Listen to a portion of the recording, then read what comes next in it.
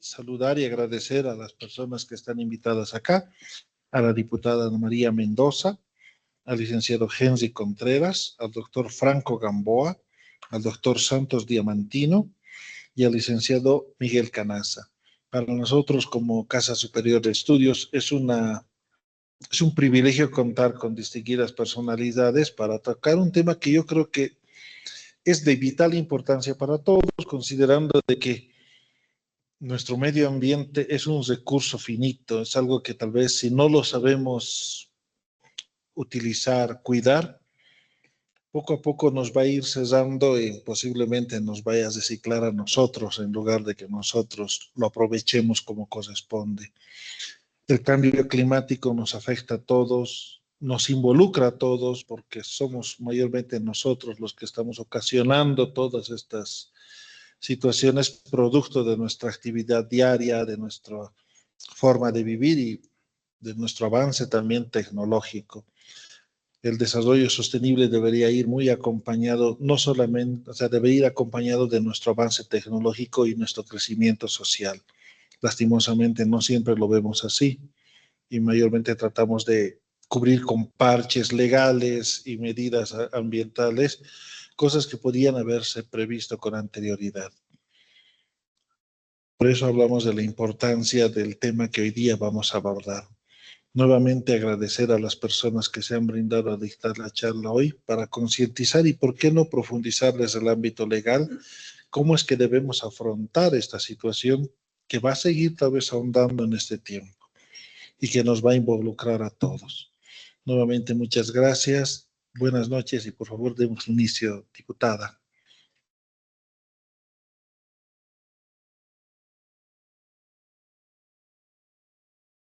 Vamos a dar la bienvenida a la diputada Ana María Mendoza Aguilar. El tema de su ponencia es Cambio Climático y la afectación a los derechos de la Madre Tierra. Ana María Mendoza Aguilar nació en Oruro. Empezó a desempeñar funciones en el año 2002 como encargada de cómputo y estadística y responsable de archivo y CARDEX en el Ministerio de Gobierno en su dependencia de régimen penitenciario hasta la gestión 2010. Es abogada de profesión, habiendo realizado estudios superiores en la Universidad Salesiana. Fue candidata en las elecciones municipales del 2010 por la circunscripción 9 de La Paz. Su desarrollo como secretaria y asesora de 2 concejales hasta la gestión 2020. Actualmente es diputada suplente por la circunscripción 9 desde el año 2020. Bienvenida, diputada. Adelante, por favor. Un aplauso.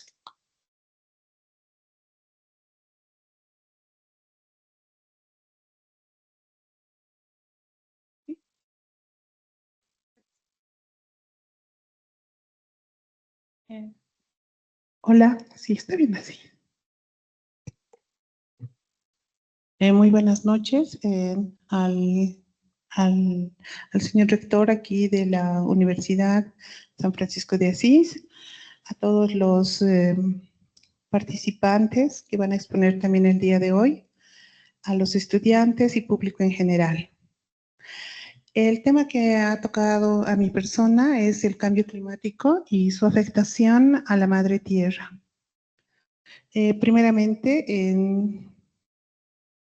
se toma en cuenta el incremento de los gases del efecto invernadero en la atmósfera. Se toma en cuenta para reducir las emisiones de los gases de efecto invernadero, se puedan tomar acciones como por ejemplo en lo que es el transporte, la agricultura, la industria y el consumo de la energía. En el transporte podemos ver para evitar menos contaminación, se puede hacer el uso de las bicicletas, los trenes, los autobuses y ahora como ya está también llegando aquí a Bolivia, serían los vehículos eléctricos. En la agricultura sería manejar mejor los residuos de los suelos, las aguas y nutrientes. Reducir el uso de los combustibles fósiles y mejorar las prácticas de la gestión del estiércol. En el consumo, reducir el uso de plástico. el uso de papel de aluminio, elegir los envases de vidrio en lugar de los de plástico. Esto afecta bastante todo lo que son los refrescos, las sodas que nosotros compramos y pues lo desechamos, ¿no? Esto es un impacto muy terrible para lo que es la afectación a la madre tierra. Bueno, también lo que se tendría que hacer en la industria sería mejorar la eficiencia energética en industrias, transitar hacia fuentes de energía renovable como la solar, la eólica, la hidroeléctrica y la geotérmica.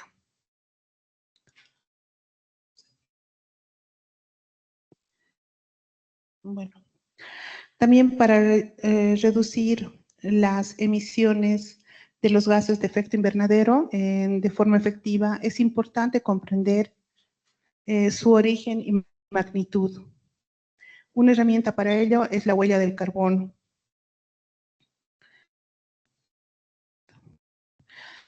¿Qué es la quema de combustibles fósiles? Esta quema de combustibles fósiles es el proceso de quemar el carbón, el petróleo y el gas natural para generar energía.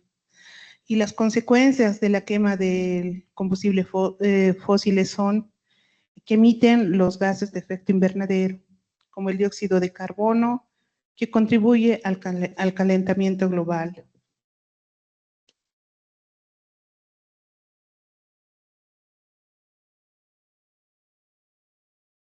También se agrava la crisis climática, afecta la salud de las personas, causando inflamación pulmonar, deterioro de los reflejos pulmonares en las personas, así también como el asma, la bronquitis crónica y el cáncer de pulmón. La deforestación. La deforestación es la tala de los árboles y la quema de los bosques, y damos espacio, deberíamos dar espacio a las actividades como la agricultura, la ganadería o la explotación minera. Es una de las principales causas del cambio climático y la pérdida de la biodiversidad. Se ve el resultado de la aceleración del calentamiento global en el planeta Tierra. El calentamiento global ha provocado muchos efectos en el planeta, entre ellos son las principales afectaciones del planeta: el aumento de la temperatura.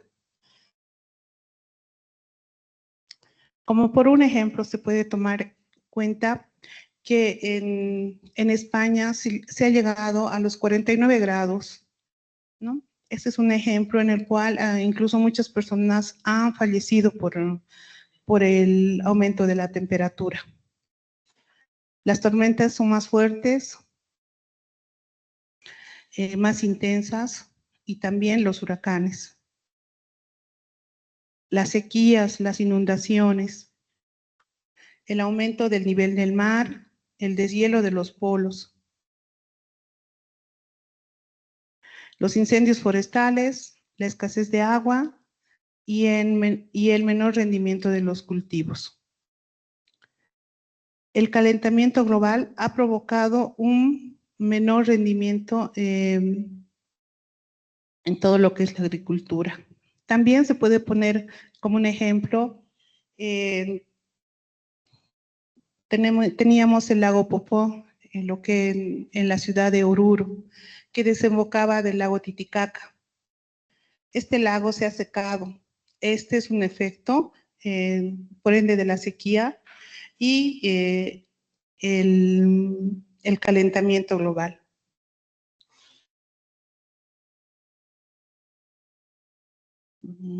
Bueno, el calentamiento global es causado por el efecto invernadero. Se produce cuando los gases de invernadero retienen por parte del calor que la Tierra emite.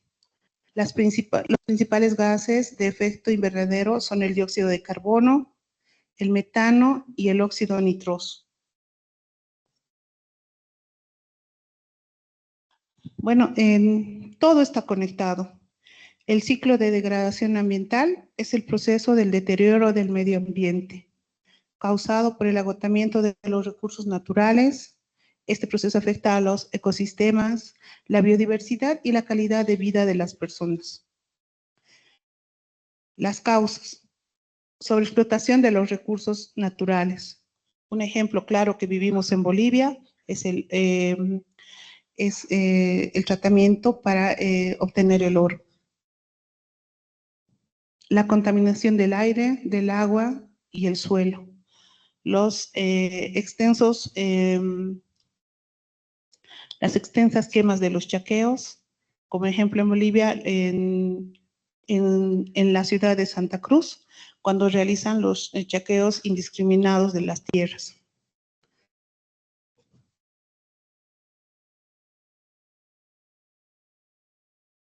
Las consecuencias: la destrucción de la capa de ozono. La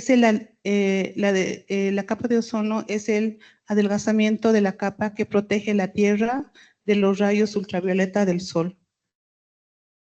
También la aparición y extensión de enfermedades. Por ejemplo, el cáncer de piel. La inseguridad alimentaria, ya que por estos efectos del clima, hay momentos donde puede haber sequías y no podemos tener una cosecha productiva.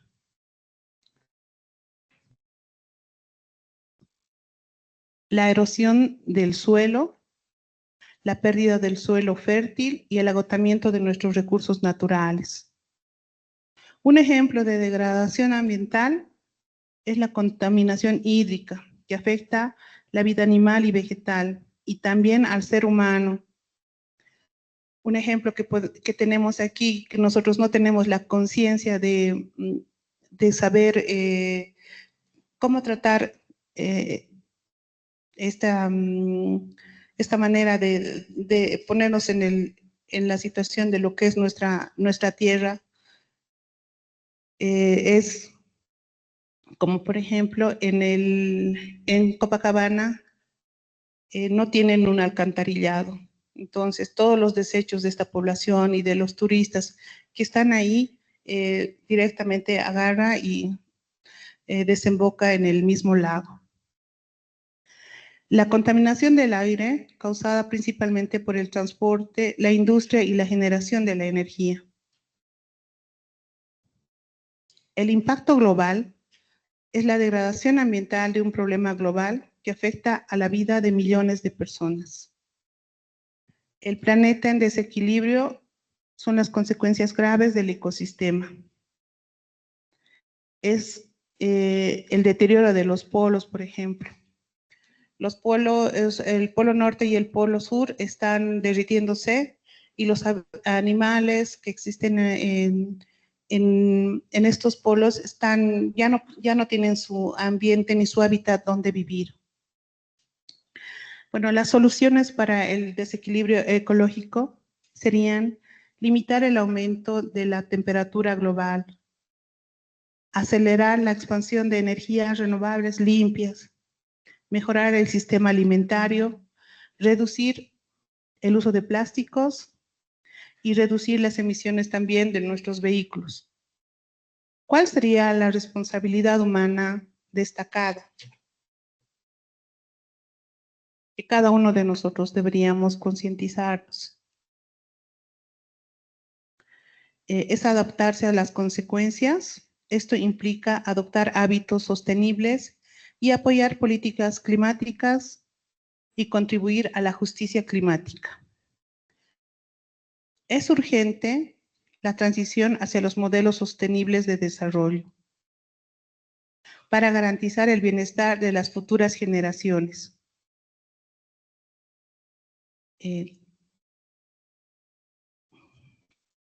¿Cómo actuar con urgencia? Sería reducir las emisiones de gases de efecto invernadero. Las acciones que debemos tomar son consumir menos, comprar de segunda mano, reparar y reciclar.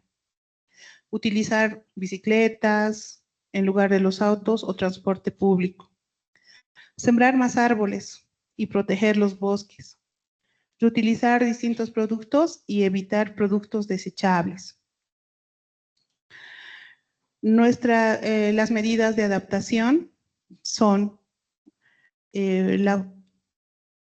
desarrollar cultivos más resistentes a la sequía, escoger especie de árboles y prácticas forestales, construir cobertizos para proteger a los animales del frío, cambiar la manera de hacer la ganadería, también restaurar los manglares para proteger a las comunidades de las tormentas. Bueno, ¿cómo se puede proteger a la madre tierra de las futuras generaciones? Implica adoptar hábitos sostenibles, conservar la biodiversidad y reducir nuestro impacto ambiental. En este caso, se dice que son las 3 R's: reducir, reutilizar y reciclar. Separar la basura. Eso en la ciudad de La Paz se aplica, pero en un 10 o 20%. Deberíamos tal vez concientizarnos un poco más y partir de nosotros mismos y empezar al momento de botar la basura, nosotros poder hacer la separación de estos, del tipo de basura que botamos. Ahorrar el agua, la energía y el papel. En la Universidad Mayor de San Andrés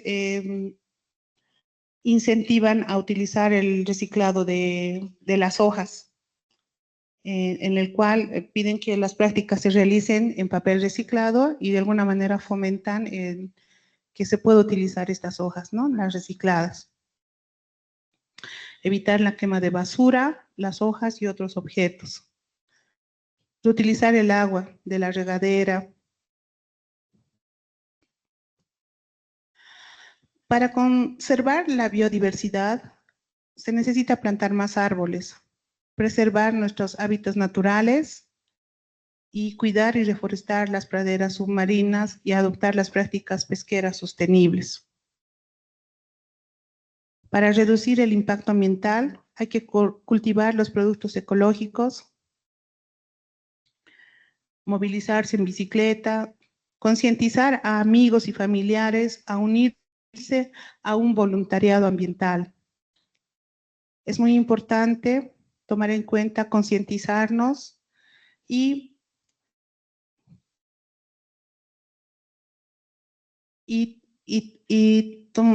ponernos en lo que somos nosotros y lo que es la Madre Tierra.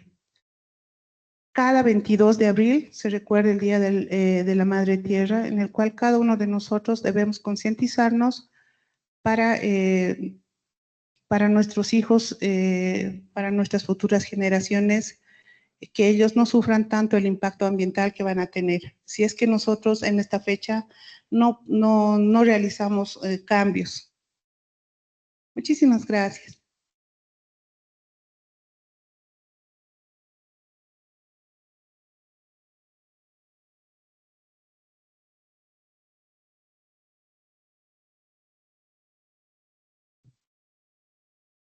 Nuevamente le damos las gracias a la diputada Ana María. Nuevamente una ronda de aplausos, por favor. Como segundo ponente tenemos al doctor Franco Gamboa Rocabado. Su tema de ponencia es Cambio Climático y Políticas para el Desarrollo Sostenible. Franco Gamboa Rocabado, PhD, nació en La Paz, realizó sus estudios superiores en la Universidad Mayor de San Andrés, obteniendo la licenciatura en Sociología. Posteriormente, en Estados Unidos, realizó una maestría en Políticas para el Desarrollo Internacional en Duke University y finalmente en Inglaterra estudió un doctorado en Administración Pública y Relaciones Internacionales en London School of Economics and Political Science. Actualmente es miembro de Yale World Fellows Program en Yale University. Posee una reconocida experiencia en gerencia de resultados para el desarrollo sostenible, análisis político, planificación estratégica y sistemas de gestión de calidad. Ha trabajado para el Banco Interamericano de Desarrollo, la UNESCO y el Programa de las Naciones Unidas para el Desarrollo. Fue investigador del Consejo Latinoamericano de Ciencias Sociales, Argentina, del del Instituto Francés de Estudios Andinos, Perú, y el Programa de Investigación Estratégica en Bolivia. Es experto en evaluación de políticas públicas, gestión de calidad y análisis político. Actualmente es catedrático en la carrera de Ciencias Políticas en la Universidad Mayor de San Andrés y consultor en la problemática del litio y las inversiones chinas para el Center for Transnational Environmental Accountability and the Open Society Foundations. Ha publicado 10 libros y fue reconocido catedrático Fulbright para enseñar en Marymount University, Arlington, Virginia. Un fuerte aplauso, por favor.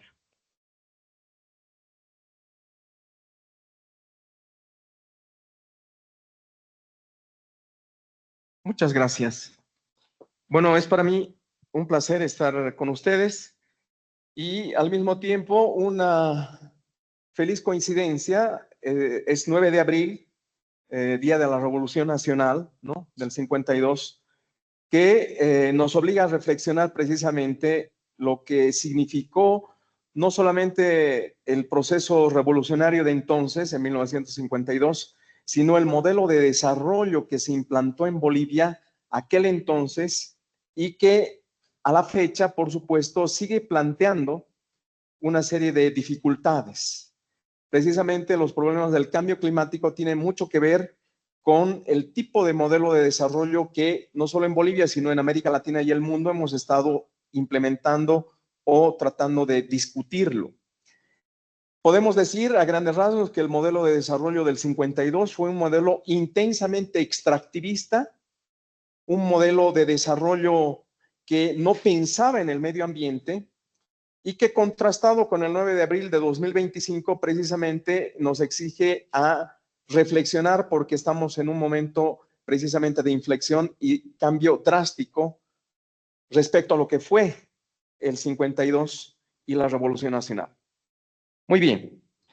Quiero empezar indicando que mi ponencia va a hacer un análisis sobre todo político, pero al mismo tiempo de las relaciones internacionales y cómo se inserta el cambio climático en estos debates de carácter transnacional.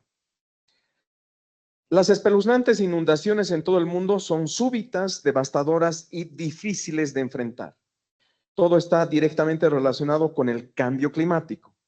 Este fenómeno es un hecho y requiere de un enorme esfuerzo de cooperación pluralista para enfrentarlo con éxito. El cambio climático está frente a nosotros y va a cobrar muchas vidas, destrozando las ilusiones de supervivencia. Prácticamente en toda América Latina se han incrementado los desastres naturales, sobre todo cuando vemos el péndulo que va de lluvias tormentosas hacia sequías desesperantes. Así, se acrecienta la desaparición de la diversidad ecológica de plantas, insectos y animales. El género humano está cada vez más indefenso ante la madre tierra, al mismo tiempo que pagará un alto precio por su intervención corrosiva al explotar irracionalmente los recursos de la naturaleza. Las catástrofes naturales siempre estuvieron presentes en la historia de la humanidad. Inundaciones, sequías, tormentas, terremotos, epidemias y plagas de enormes proporciones. El desarrollo de la vida humana y animal está sometido a las poderosas fuerzas de la naturaleza. Sin embargo, los fenómenos actuales como el calentamiento global, el cambio climático y los desequilibrios ecológicos se convirtieron en las nuevas amenazas que replantean el problema de la extinción de la raza humana y la destrucción irreversible de la civilización, justamente fruto de las acciones depredadoras del ser humano. Entonces, bienvenidos seamos al Antropoceno.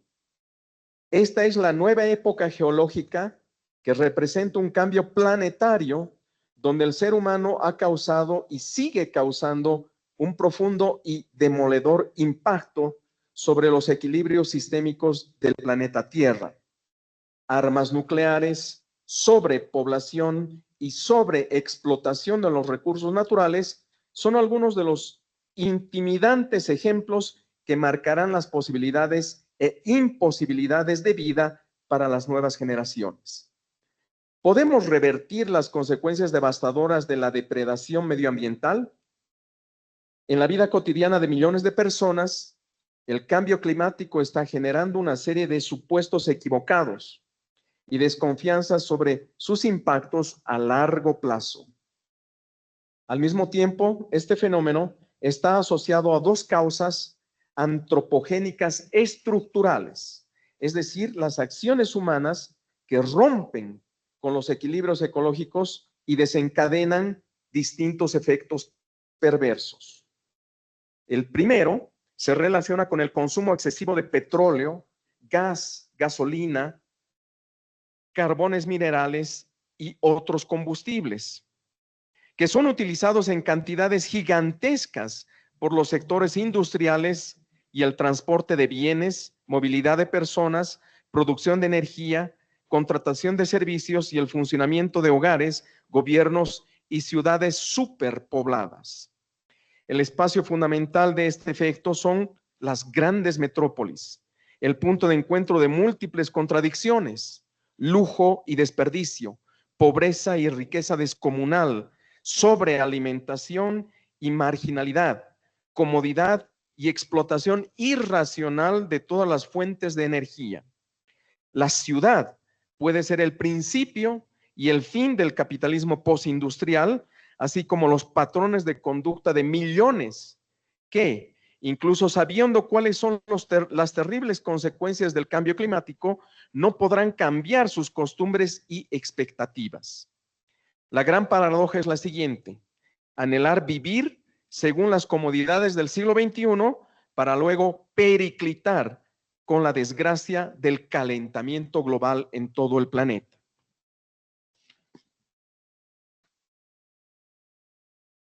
El segundo efecto está ligado con la deforestación de los bosques, selvas, matorrales y manglares, ya sea para emplear técnicas de tala y quema con el fin de reemplazarlos por cultivos.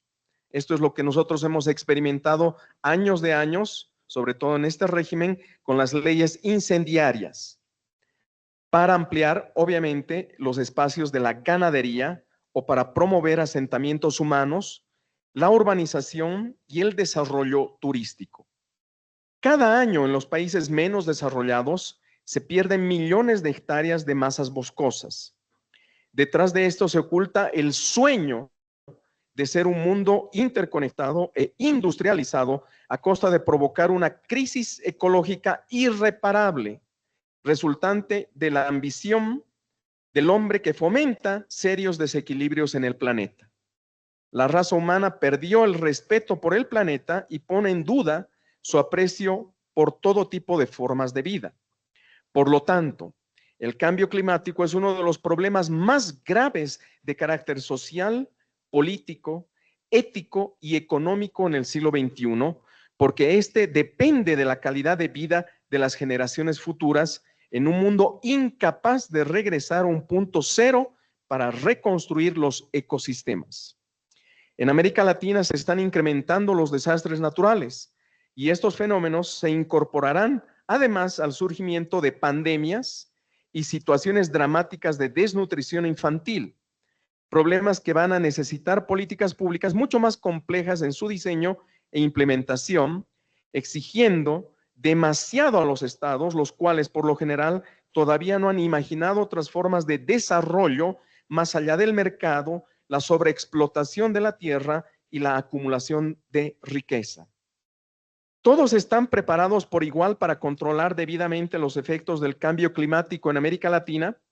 No, no todos, pues el mundo desarrollado tiene más recursos económicos y tecnológicos que el mundo pobre y desaventajado para enfrentar debidamente y con eficiencia los problemas del cambio climático. Este conflicto muestra nuevamente cómo la desigualdad entre países se añade a las futuras dificultades, aumentando las condiciones de conflicto y crisis humanitarias. El bienestar de la población mundial se ve sobresaltado por los fenómenos climáticos que están todavía por venir, especialmente cuando se habla de la escasez de agua, disponibilidad de alimentos y la desaparición de los nevados. Diferentes encuestas han mostrado que En las percepciones de la sociedad existe un desconocimiento sobre el cambio climático, pues este tiende a ser entendido únicamente como la contaminación medioambiental debido al estilo de vida moderno en las grandes metrópolis. Sin embargo, eso no es todo. Hoy día, el cambio climático comienza a ser visto como un tema de seguridad global, porque constituye un enorme reto para el mantenimiento de la paz y la seguridad en el ámbito internacional. Así emerge la necesidad de una mayor cooperación a nivel multilateral, regional y mundial, con el objetivo de enfrentar las imprevisibles catástrofes del deterioro ambiental, sobre todo del derretimiento de los polos. El análisis del cambio climático es un factor que detona varias emergencias en todo el continente, además de las contradicciones que afectan a todo el mundo como resultado de las migraciones internacionales, la superpoblación, la urbanización contaminante, el aumento de los conflictos sociales y la ingobernabilidad de aquellos sistemas políticos débiles que no poseen institucionalidad con la capacidad para fomentar políticas públicas que de alguna manera ofrezcan soluciones para los terribles daños.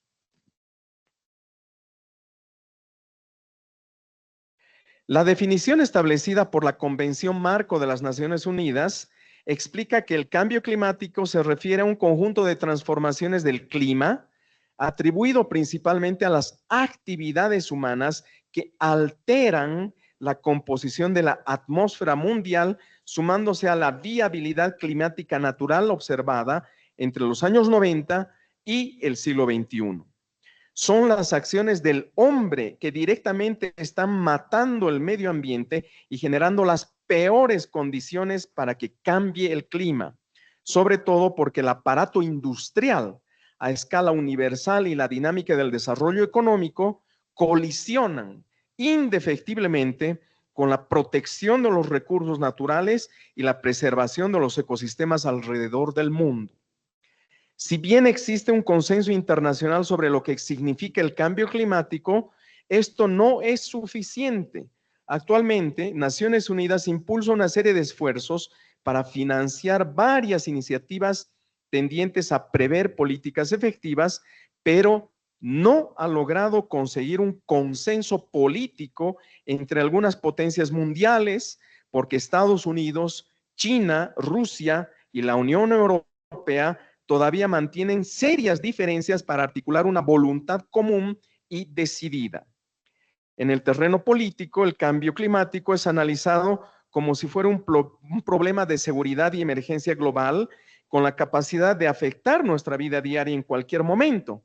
Sin embargo, precisamente los países más industrializados del mundo consideran que los problemas de seguridad deben preservar precisamente sus modelos de desarrollo en función de explotar recursos para mantener sus altos niveles de vida.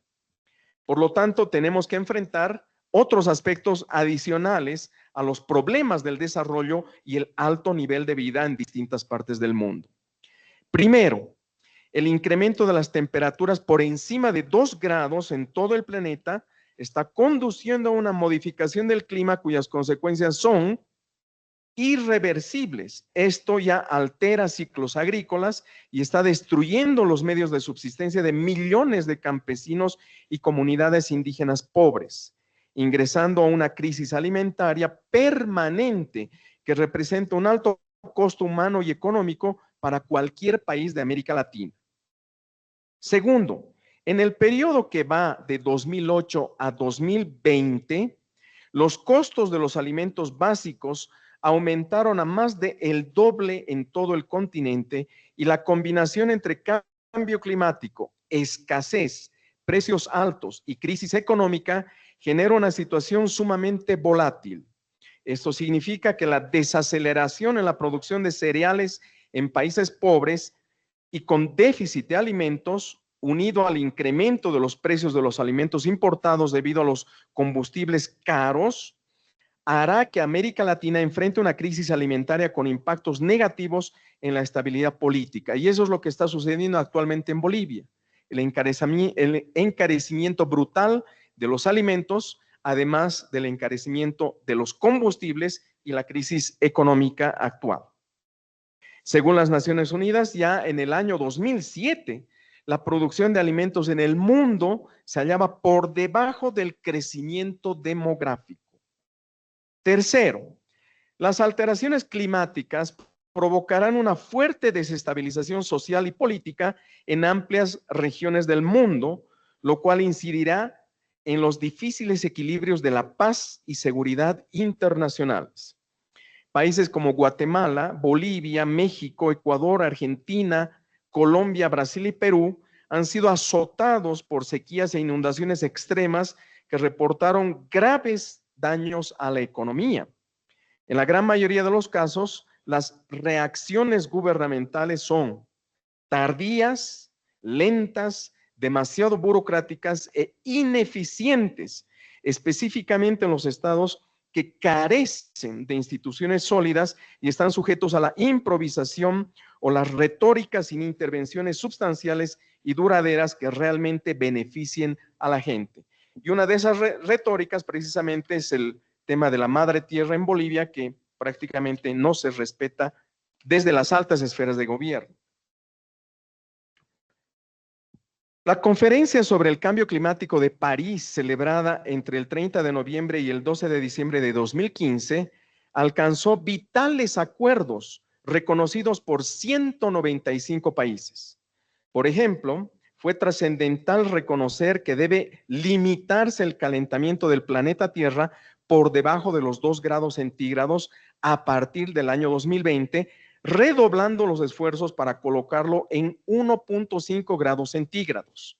Los países industrializados deben implementar, por lo menos en los convenios de aquella época, planes de actuación con el fin de mitigar el cambio climático por medio de la reducción drástica de sus emisiones de dióxido de carbono.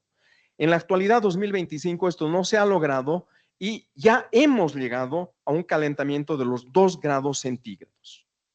Además, la Unión Europea y otros países desarrollados tendrán que seguir financiando la lucha contra los efectos devastadores del cambio climático, ayudando al mismo tiempo a los países en vías de desarrollo a reducir sus emisiones y aumentando sus posibilidades de resiliencia ante los efectos del deshielo del Polo Norte. Sin embargo, se presenta como algo imposible el hecho de detener la máquina del desarrollo, con el objetivo de reducir los efectos demoledores del aparato industrial y la racionalidad instrumental del capitalismo global. ¿Cómo se podría generar un pacto sostenible entre los intereses económicos de los grandes países industrializados del mundo, la supervivencia de las futuras generaciones y la preservación de los equilibrios medioambientales en el mundo? Es la gran pregunta. El poder de la economía siempre, actualmente, se va a imponer por encima del medio ambiente. Asimismo, la política tampoco es capaz de regular por completo las alteraciones y posibles efectos devastadores provenientes de la explotación de los recursos naturales, donde el consumo de fuentes de energías limpias y contaminantes por igual responden a intereses económicos y a la industrialización constante antes que a la protección de los ecosistemas.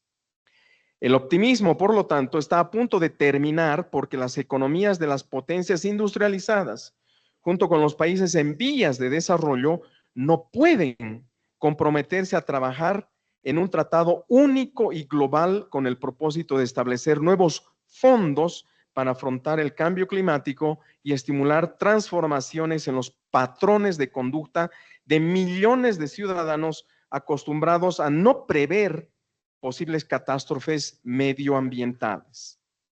De acuerdo con la 17ª conferencia de Durban, el nuevo acuerdo climático mundial apunta a la necesidad de asegurar los mayores esfuerzos posibles de mitigación para que los países reduzcan drásticamente sus emisiones de gases de efecto invernadero o, por lo menos, reduzcan las tasas de crecimiento de su población.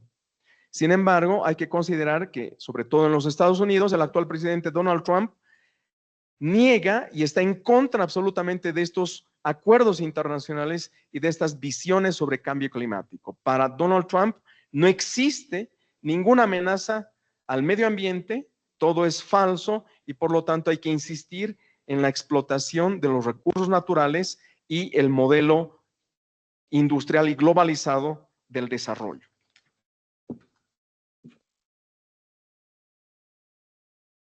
Los acuerdos de París del año 2015 entraron en vigencia en marzo de 2016 y a la fecha una evaluación global nos muestra que prácticamente no se ha avanzado ni siquiera en un 20% de los acuerdos internacionales reconocidos por los 195 países que entonces participaron en la conferencia de París. Si combináramos los informes más discutidos en Durban, Sudáfrica, el trabajo del Grupo Intergubernamental de Expertos sobre Cambio Climático, los estudios de la Organización Meteorológica Mundial, del Programa de las Naciones Unidas para el Desarrollo y Medio Ambiente y los acuerdos de París, obtendríamos las siguientes conclusiones. 1. La atmósfera terrestre se ha ido calentando significativamente desde el comienzo de la era industrial. En consecuencia, el modelo de desarrollo industrializado es una de las raíces profundas para provocar el cambio climático y las graves alteraciones en el medio ambiente. Sin embargo, esto es completamente negado, sobre todo por Estados Unidos. Bueno, en la actual administración gubernamental. 2. Los glaciares se están derritiendo aceleradamente y este fenómeno acompaña directamente el calentamiento global, cuyas consecuencias serán desastrosas para la supervivencia de millones de seres humanos. Los efectos ya se están viendo claramente en Bangladesh y en la India. 3. Como resultado global se tiene una mayor frecuencia de fenómenos meteorológicos extremos que se distinguen por intolerables lluvias o sequías, las cuales deterioran la calidad de vida de todo el planeta. Los gases de efecto invernadero representan una tendencia del desarrollo que irá en permanente aumento, según las previsiones de los expertos, a lo largo del siglo XXI, si no se toman las previsiones para reducirlos. Se podrá, sin embargo, parar la máquina del desarrollo, o por lo menos hacerla más lenta. Si esto se lograra, ¿cuántos millones de seres humanos ingresarán en la pobreza? A mayor desarrollo, mayores posibilidades de combatir la pobreza, pero cuanto más se refuerce la maquinaria del desarrollo, mayores son las amenazas para desatar una tormenta perfecta de cambio climático y devastación de los recursos del planeta. El mundo en su conjunto debe desarrollar entonces una visión solidaria y de cooperación global para evitar el sufrimiento de los más pobres y marginados que sufrirán los efectos del cambio climático. América Latina y el Caribe se enfrentan al cambio climático porque poseen características ambientales peculiares, pues en la región se localizan algunos de los países con mayor disponibilidad de agua dulce y más biodiversidad. Muchas naciones como Bolivia, Ecuador, Colombia, Brasil, Honduras, Nicaragua, El Salvador y México presentan altos niveles de vulnerabilidad cuando surgen fenómenos climáticos gigantescos, pues así se desencadenan desastres que comprometen sus procesos de desarrollo. Sin embargo, estos países tampoco han demostrado estar dispuestos a reducir sus capacidades industriales o cambiar los modelos de desarrollo. América Latina, por lo tanto, comenzó a analizar el problema, sin embargo, no ha discutido abiertamente cómo transformar los modelos de desarrollo que son al mismo tiempo las expectativas para escapar de la pobreza y en un régimen democrático para mejorar al mismo tiempo los ingresos de las personas de acuerdo con el crecimiento económico. Por lo tanto, a lo mucho que podemos aspirar dentro de los graves problemas del cambio climático es a la resiliencia.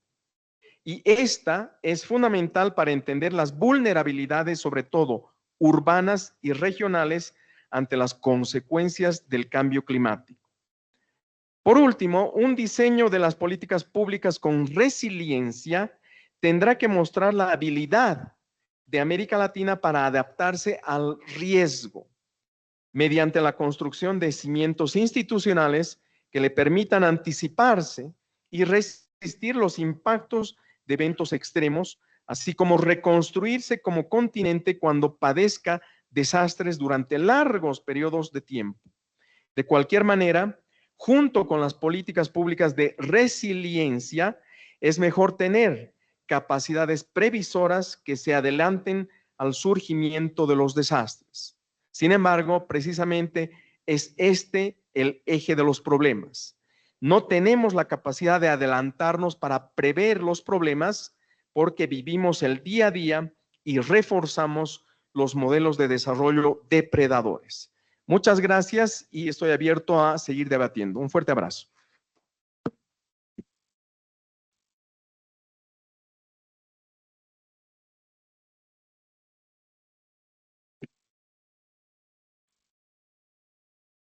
Damos nuevamente las gracias al doctor Franco Gamboa y vamos a recibir al licenciado Henry Contreras Vázquez. El tema de su exposición es cumplimiento de la ley en el marco del cumplimiento de los procesos agroambientales.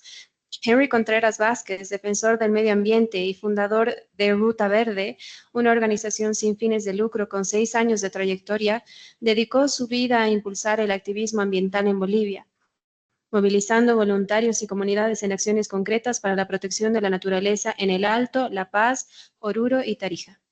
Licenciado en Comunicación Social, egresado de la Universidad Mayor de San Andrés, complementa su liderazgo ambiental con una sólida trayectoria en comunicación estratégica, producción audiovisual y gestión de proyectos.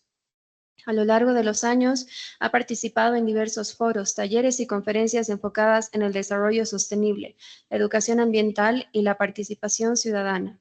Además, ha ocupado cargos clave en el ámbito de la comunicación y gobernabilidad en el gobierno municipal del Alto. Asimismo, en las organizaciones no gubernamentales como Save the Children, Consejo de Salud Rural Andino y Secopi, lo que le ha permitido incidir en políticas públicas y generar impacto a mayor escala. Su trabajo ha sido reconocido por distintas instituciones, entre ellas el Gobierno Autónomo Municipal del Alto, la Asamblea Legislativa Plurinacional de Bolivia y la Federación de Juntas Vecinales del Alto, por su contribución a la comunicación democrática y la sensibilización social. Damos la bienvenida al licenciado Henry Contreras, por favor.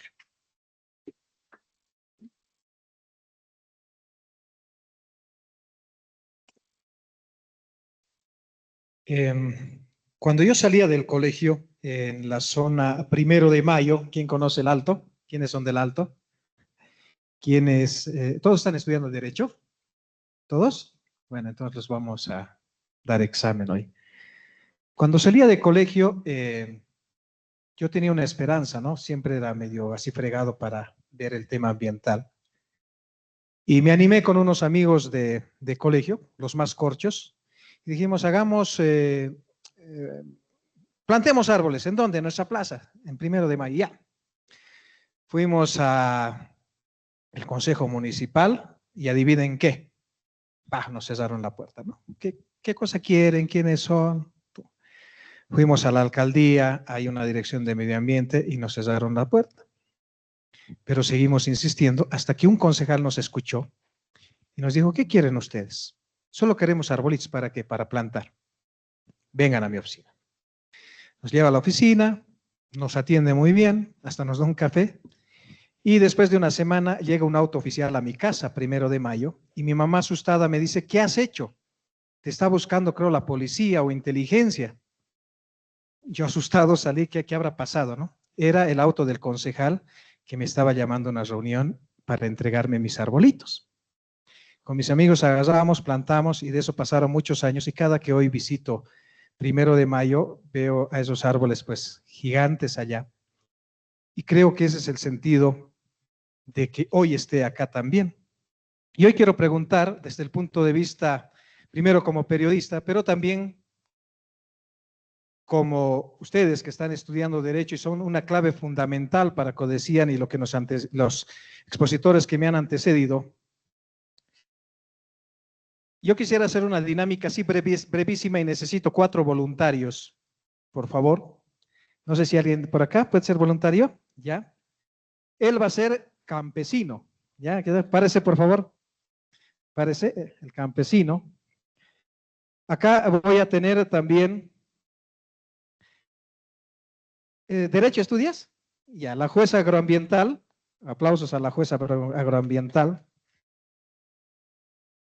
Necesitamos un líder indígena. ¿Dónde hay un líder indígena por ahí? ¿Quién quiere ser de líder indígena? Se está haciendo al loco. Ahí está nuestro líder indígena, como en la realidad igual se hace al loco. El gobierno, alguien del gobierno. ¿Quién quiere ser del gobierno? Allá está, ya tiene pinta de diputada, de senadora o de ministra. A saludar también a nuestra querida diputada el día de hoy acá. Este es el caso. Una comunidad está denunciando, atiendan por favor, la contaminación de agua por una empresa minera que tiene licencia ambiental y que se tira pues 4 toneladas de mercurio para sacar 1 tonelada de oro. La comunidad está enojada y van a dar ahorita su veredicto. Cada uno tiene 30 segundos para justificar desde el punto de vista donde están ustedes. Vamos a empezar por el campesino, a ver. Yo tengo que defender por qué no debería seguir la empresa. Buenas noches a todos, en primer lugar. Yo creo que me apoyaría en lo que es, como nos explicó el señor, en el Convenio de París y también en el Protocolo de Kioto, que estos establecen cómo se debería regularizar todo este tema de la contaminación. Y yo creo que mi base legal sería apoyarme en eso para tratar de frenar lo que es la contaminación de mercurio en los lagos, ¿no me dijo nada? Sí, en los lagos. Gracias. El líder ambiental, el líder indígena, ¿dónde está el líder indígena? Aquí está.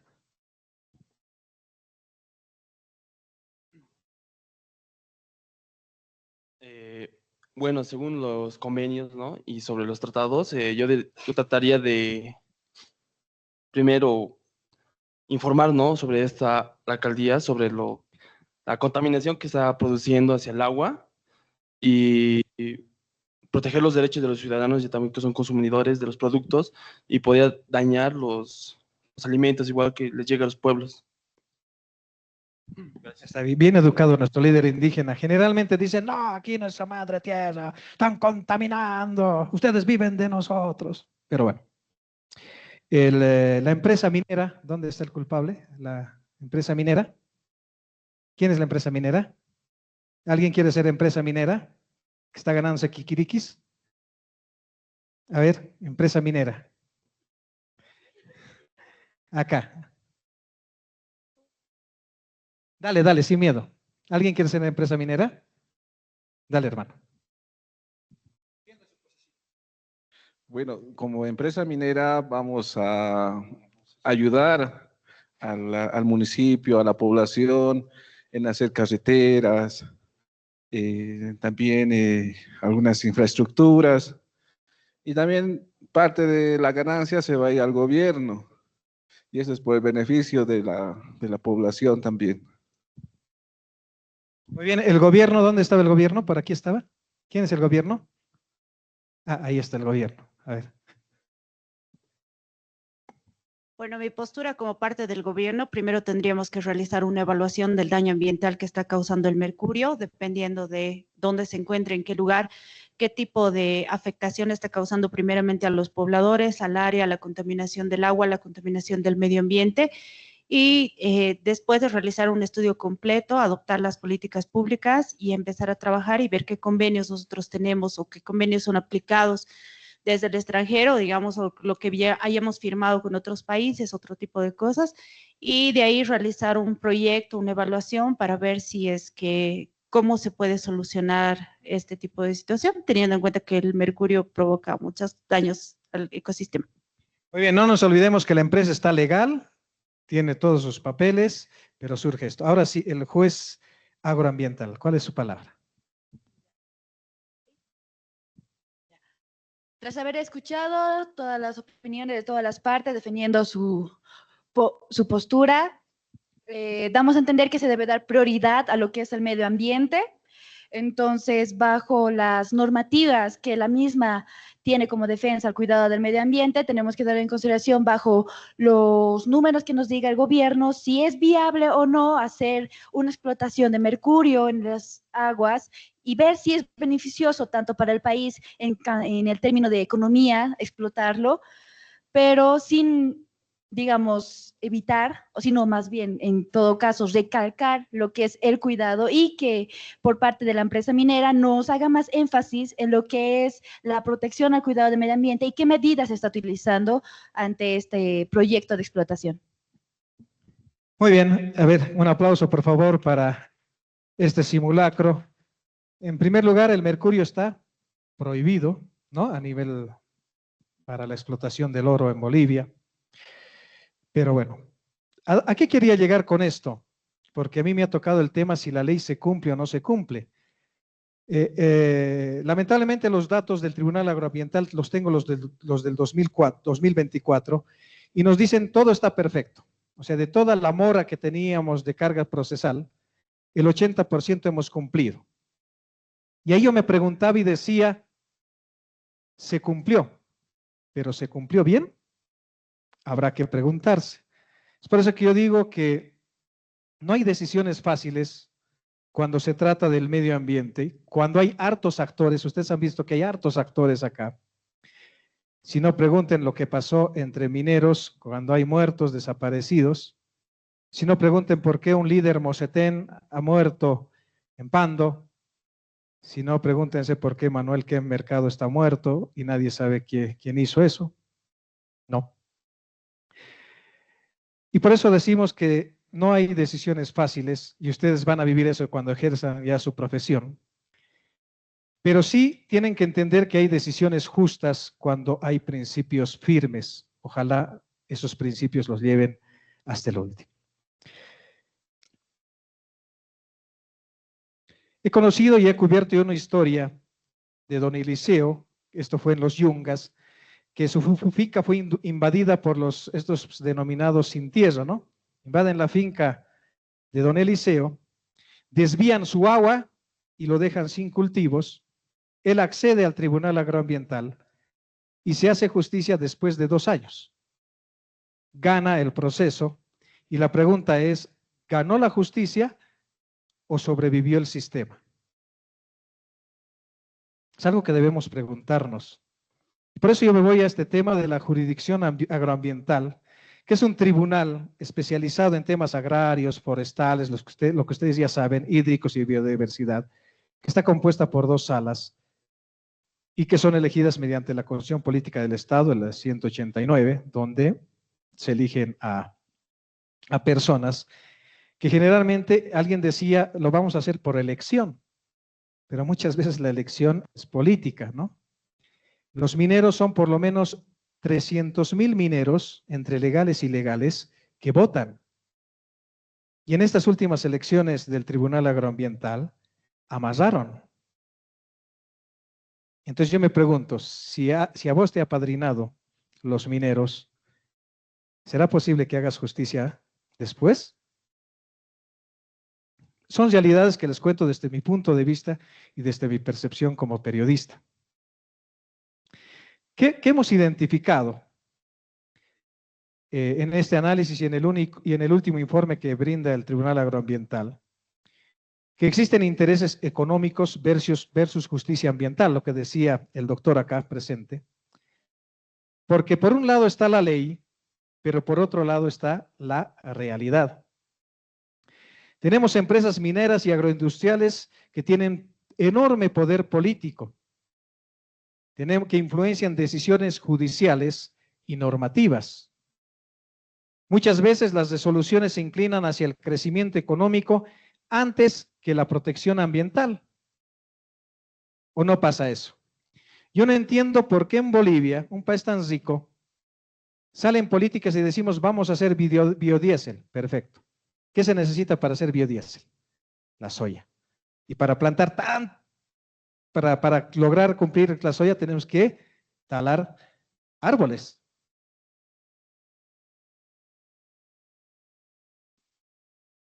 Hay un dilema judicial que también quisiera compartir con ustedes, que van a ser futuros profesionales, es obedecer la norma o hacer justicia.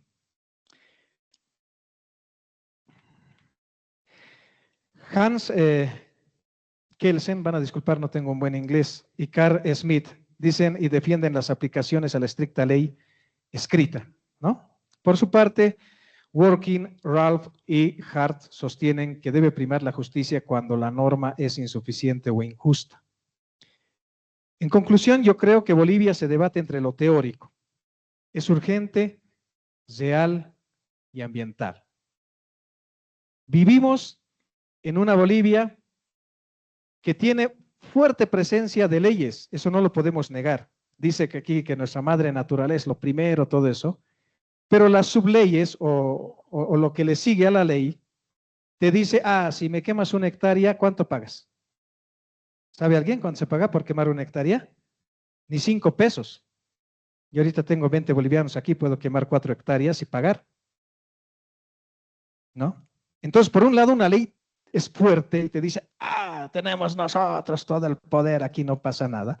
Pero por otro lado, hay esos decretos que te dicen, por el bien, y hay una frase que dice, si no me equivoco, es por la actividad económica, para impulsar el agro, por el bien del agro, métale nomás. Y es por eso que existen los famosos chaqueos. ¿Ustedes creen que son pirómanos que vienen y dicen, ahora sí voy a jugar? No.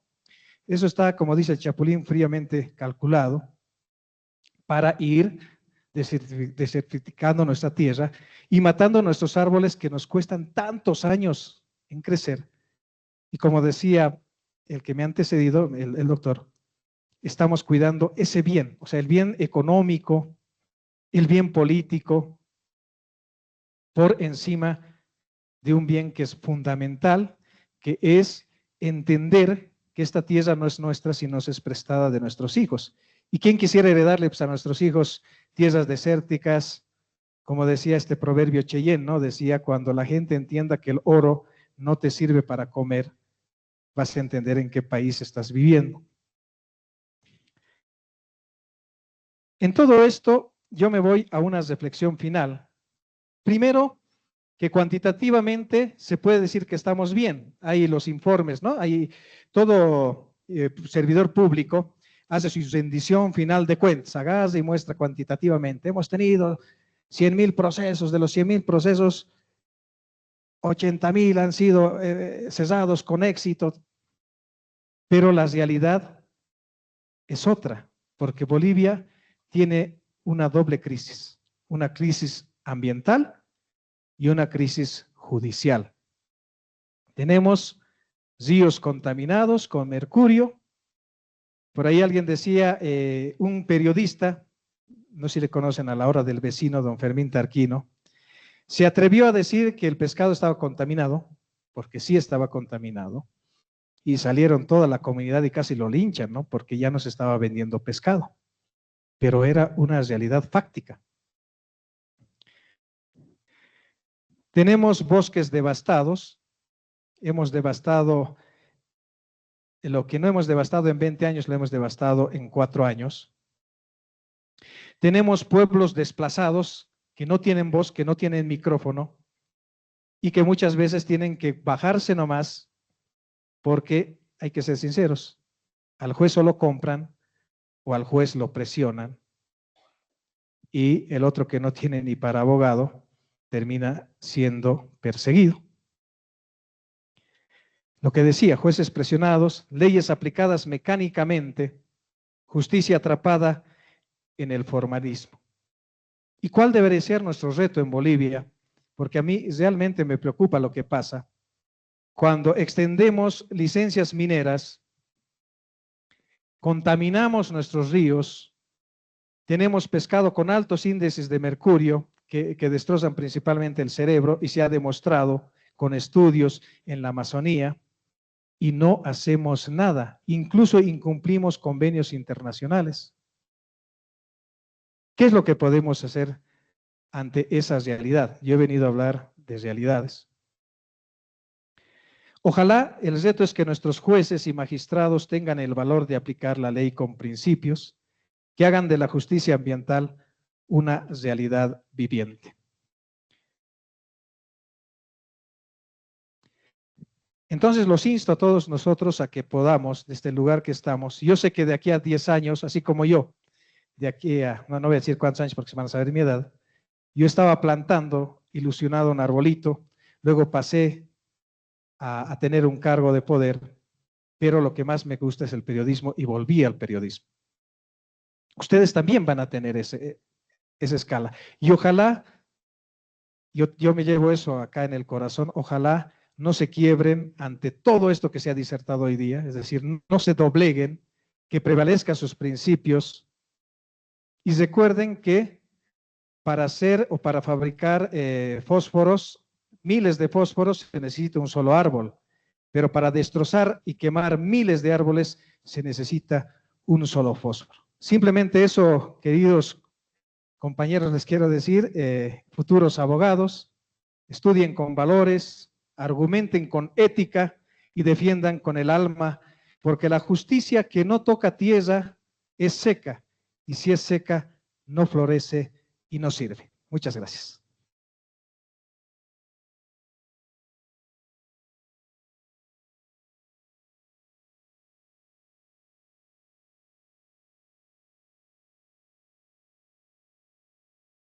Le damos las gracias al licenciado Henry Contreras y vamos a dar la bienvenida al doctor Santos Diamantino.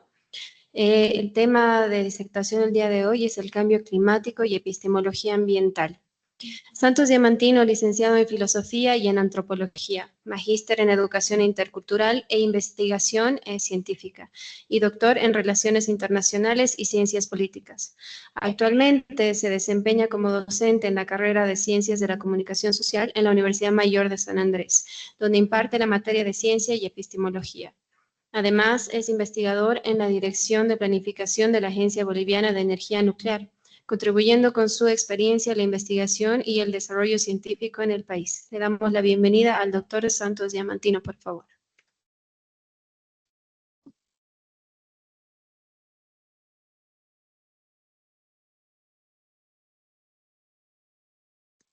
Muy buenas noches tengan ustedes. Bueno, no sé si a estas horas de la noche les puedo leer todo lo que había preparado, porque ya un poquito el cansancio hace, ¿no? a la mente y más. Les voy a contar una experiencia, más antes mejor, me parece mejor que hablarles de la experiencia. Me hubiera gustado que ustedes inviten aquí, que se enteren realmente, ¿no? de qué es el cambio climático, a físicos, químicos, ingenieros en medio ambiente. Yo creo que sería más propicio, ¿no? que escuchar a sociólogos, antropólogos, filósofos que estamos acá. Pienso yo, ¿no? Porque pienso que es importante escuchar a gente que sí hace ciencia experimental, ¿ya? Y eso es un hecho real. Por otro lado, mi consejo es este, ¿no? En la universidad hablamos mucho, ¿no? Desde las leyes y demás. Muy jóvenes, las leyes se acaban aquí en el aula, ¿no? Y la letra se acaba en el aula. Cuando uno sale a la realidad, la cosa cambia. Aquí mi estimado amigo Henry lo ha explicado muy bien. Ya, hoy por hoy el cambio climático está afectando de manera abrupta a las comunidades indígenas. Yo vengo de una comunidad yungueña, específicamente. Cuando salí el 2000 de ahí, era pues todo un verdor, ¿no? Había muchas montañas que estaban llenos de árboles. Hoy por hoy, pues están desiertas. ¿Pero por qué? Porque no hay un plan de desarrollo municipal departamental y a nivel nacional, pero que sea concreto en tiempo y materia. Lo que se dice en el legislativo, lo que se dice en el ejecutivo, perdón por lo que ves, es pamplinas. Lamentablemente, en las comunidades eso no se aplica. Tú puedes reflexionar aquí bien sobre el derecho ambiental, si quieres, ¿no? Sobre la filosofía ambiental o antropología ambiental, pero en el campo la cosa cambia. Espero que las unidades académicas, como esta institución privada, tengan un 50% en el aula y otro 50% en el terreno, para que les diga cómo se aplica, en qué comunidad ya se ha aplicado, en qué espacio se ha aplicado. El país adolece mucho de aplicación. Ya. En la actualidad tengo la oportunidad de ver cómo científicos están haciendo práctica profesional.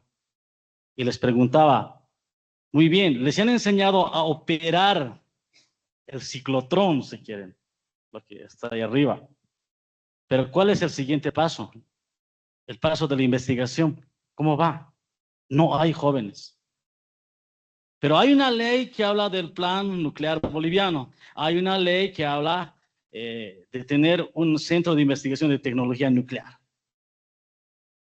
¿Pero para qué? Solamente para que les enseñen a operar, para crear radiofármacos, para prevenir el tema del cáncer y demás. El tema de medio ambiente igual. Hay mucho que hablar ahí todavía. Pero falta el otro paso, que es la producción de investigación en ese tema. La Universidad Mayor de San Andrés tiene el laboratorio de la atmósfera. Sería lindo que los inviten ahí, para que les hablen del medio ambiente. Hay un laboratorio de contaminación, que es la carrera de física, tienen sus laboratorios. Espero que los inviten para que les puedan aclarar mejor en términos científicos. Porque de lo discursivo podemos discutir, ¿no? A nivel político también. Pienso yo, es mi punto de vista, ¿no? Pero mover un tema ya más concreto. Les decía que no me gusta hablar de los títulos, pero cuando cuando yo viajo frecuentemente a comunidades, ¿de qué adolecen? Del agua. Y aunque no lo crean, allá en comunidades como Colpar, Palmapampa, Naranjani, concreto lo estoy hablando, no me estoy inventando, pueden ir ustedes si quieren. Ya no hay agua. Y qué bueno que está la diputada, pero sería bueno que vaya por esos lados y que les diga cuál es la solución. Hay un problema que todos tenemos, y en el Alto es bien claro. Y aquí Henry no me va a dejar mentir, él era secretario de la exalcaldesa Chapetón. No. ¿Cuál era el punto? Que nos cuesta entendernos entre nosotros. Uno de los mayores problemas, y es por eso que la Asamblea Legislativa es un caos. Nadie se entiende, todos quieren lo que ellos quieren. ¿Somos muy egoístas o no? No. Lo mismo pasa en las comunidades. En esas 3 comunidades, ¿saben? Todos se han peleado el año 2010 por la apertura de caminos. En esos lugares está de moda el tener auto de chuto. Y decían, ¿cómo? Ya no tenemos que sacar coca en mula, en burro, decía. Ya cansa, mi espalda me duele, decían. Y han empezado, ¿saben qué, jóvenes? A comprar una cantidad excesiva de autos chutos. ¿Y cuál era el paso para sacar tu coca? ¿Cuál creen? Abrir caminos. Por donde sea han abierto. Y aquí no me va a dejar mentir el antropólogo Miguel Canesa. En los pueblos indígenas, en las comunidades indígenas, abren camino por donde sean. ¿Qué ha pasado ahora? Los ojos de agua se han secado. ¿Cuántos kilómetros están recorriendo ahora para obtener un agua que venga por tubo? Ni siquiera se sabe si es potable, ojo.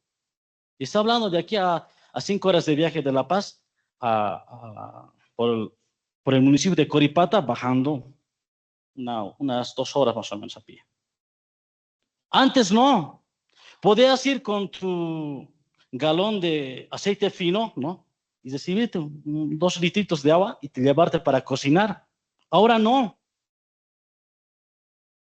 ¿De quién es la culpa? De nosotros, ¿no ve? ¿Por qué? Porque no hemos pensado lo que va a pasar más adelante. El municipio de Chulumaní está trayendo agua potable 15 kilómetros más allá, acercando a la población de Chirca. 15 kilómetros, jalando de... Antes, en las curvas frecuentemente había cascadas. Vayan, no sé si han ido a Chulumaní, está todo seco. Muchos le echan la culpa al chaqueo. Muchos le echan la culpa, porque están queriendo plantar coca y demás. La idea no iba por ese lado. La idea es porque se ha abierto camino excesivamente para sacar coca. Yo no, lo más fácil, lo mejor. Ya. Eso es lo primero. ¿Qué pasa con lo segundo? ¿Qué pasa con el tema coca? Antes se secaba en lo que se llamaba la losa. ¿No se conocen esa piedra? Le dicen cachi. Le decían cachi, ¿no? Se ubican. Es unas piedras donde antes se ponía ahí la coca encima del cachi, había que limpiar, era más natural. En la actualidad, ¿qué creen que han hecho? Han inventado una máquina para secar coca, es como un horno le llaman. La coca antes tardaba casi mediodía hasta las 2 de la tarde para ser secado de la coca. Actualmente, en 1 hora ya está esa coca. Y nos enteramos que ahora está creciendo el cáncer, ¿no? En la boca. Es impresionante. Y es más, ahora han inventado una serie de coca machucada y otras cosas, ¿no ve? La coca matarrata, dicen. Para que dice que es más rico con... Ay, ¿cómo se llama con esta vaina? Hay unos sabores que le ponen, ¿no ve? Y uno dice, es más rico. Dice. Hay problemas estomacales. Otros ya tienen cáncer en el estómago. Aquí en la AVEN, si ustedes van al centro de radiación de radioterapia, vayan a ver la estadística. ¿Cuántos van por problema del estómago? A ver, es alto el índice y es por tema de coca. No digo que conocen o masquen. Yo masco. Pero hay que saber mascar qué tipo de coca, ¿no? La coca del cachi. Problema de cómo utilizamos la mente frente a la madre, frente a lo que decía la diputada, la madre tierra. Yo no entendía por qué le decían madre tierra. Sí he llegado a entender cuando ya vi lo que está causando con la nueva juventud. Ya. Ese es otro problema. El otro problema que les voy a poner, el camino hacia Ixiamas. Y esto también es un problema serio. Y espero que el nuevo gobernador se preocupe pues, por hacer políticas públicas en torno a un desarrollo sostenible. Un desarrollo, pero de turismo sostenible. Hay mucho que explotar. Pero ¿qué pasa ahí? ¿Quiénes creen que están explotando las maderas, como decían acá los que me han antecedido? Se llaman, ahí están las naciones rusas, nación alemana, están varios asentamientos de extranjeros en Ixiamas, y son los que ellos están explotando esos espacios. ¿El nivel central dice algo? No. Porque ¿quiénes creen que tienen las maquinarias? Y los mismos indígenas que viven del lugar les dejan. ¿Por qué? Porque ellos tienen maquinarias de última generación. Ahora, ¿eso cómo afecta al cambio? En sus plantaciones. ¿Qué pasa con el cacao? En Ixiamas. Ya no está dando, ya no hay. Ahora, por 2 árboles de cacao, hasta se llegan a disparar. Entre ellos se disparan. Hay que repensar bien. Por eso les decía, ojalá que esta materia que tienen ustedes no se quede en el aula, sino que haya un 50% de práctica en la realidad, pero que les digan concretamente dónde específicamente ha visto ese problema o hay ese problema y cómo nosotros como futuros profesionales en derecho podemos dar soluciones y a partir de ahí nosotros salir mejor preparados. Porque la idea, pienso yo, de la educación es preparar para el futuro. La brillante exposición del doctor Franco ha sido espectacular, por ejemplo, en el tema de análisis y demás. Retomar algunas ideas de ahí y ponerlo en práctica sería fenomenal para el diálogo. Hablar de esa manera con la gente. Pero ¿saben? Les digo una cosa. Muchos de los abogados cuando van al terreno, al campo, en vez de ayudarles a solucionar, les complican. Yo no entiendo hasta el día de hoy, cuando quiero hablar con los abogados donde trabajo, se complican con términos. Les digo, y en términos fáciles, hermano, les digo. No se olviden que si van bueno, ojalá que vayan a las comunidades indígenas donde los necesitan, en las comunidades fuera de la ciudad. Porque yo creo que más que la ciudad, les necesita a los hermanos del campo. Ahí hay mucha gente que aún espera por ustedes. ¿Ya? Entonces el cambio climático tiene que ver para mí con eso, ¿no? Con reflexionar esa relación sujeto y sujeto, naturaleza, hombre. No sujeto, objeto. Por eso decía, cuando hablábamos con la compañera que me invitó, decía, me gustaría hablar de una epistemología de la ecología. ¿No? Jóvenes, para entender esta parte desde la filosofía, para mí es muy importante saber cómo construyen su conocimiento ustedes de la realidad y a partir de ahí, cómo la llegan a valorar. Que no se convierta esto en un hecho teórico, sino con un hecho práctico, porque la realidad no es un invento. La realidad o te premia o te liquida. Así de sencillo. Y cuando queremos hablar de cambio climático, como les decía, hay que hablar de saberes científicos. Desde ahí van a poder entender muchas cosas y ojalá que la ciencia del derecho o los especialistas de la ciencia del derecho puedan retomar los conocimientos científicos que tienen, por ejemplo, ingenieros en temas de medio ambiente, físicos medioambientales, químicos ambientales. Ojalá los que estudian derecho en estos ámbitos puedan con ellos compartir conocimiento y a partir de ahí sacar una resolución, pero facilito, no difícil. Eso es lo único que yo les puedo decir. Bueno, solamente eso porque ya va a ser muy tarde, ¿no? Ya hay que ver al Bolívar, ¿no? Bueno, buenas noches.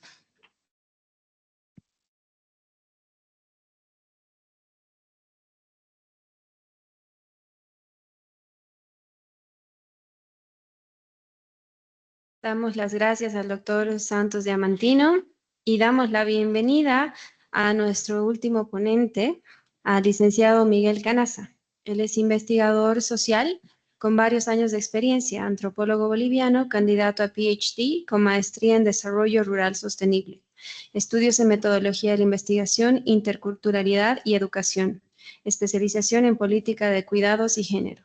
Investigador con vasta experiencia referidos a procesos de enseñanza, crianza y desarrollo de la cultura en pueblos indígenas, así como pobreza multidimensional en municipios del Oriente, abordando temas como cambio climático, inmigración en los Andes y salud sexual y salud reproductiva en distintos pisos ecológicos. Investigador en características socioculturales, actividades productivas, salud, educación y vivienda en pueblos indígenas campesinos. Experiencia en desigualdad de género y barreras de acceso a la salud. Manejo de agua y comprensión de las concepciones de los pueblos indígena originario campesinos sobre el vivir bien. Expositor en diferentes talleres y reuniones especializadas en investigación antropológica y sociales. Experiencia en procesos de evaluación, sistematización de información, elaboración de líneas base y desarrollo de investigaciones cualitativas en distintas áreas: salud, economía, empoderamiento, educación, derechos sexuales, medio ambiente y conservación, política, desarrollo, alimentación y cambio climático. Producción intelectual publicada en el área antropológica, salud, sexualidad, religiosidad, desarrollo comunitario, jóvenes y niñez.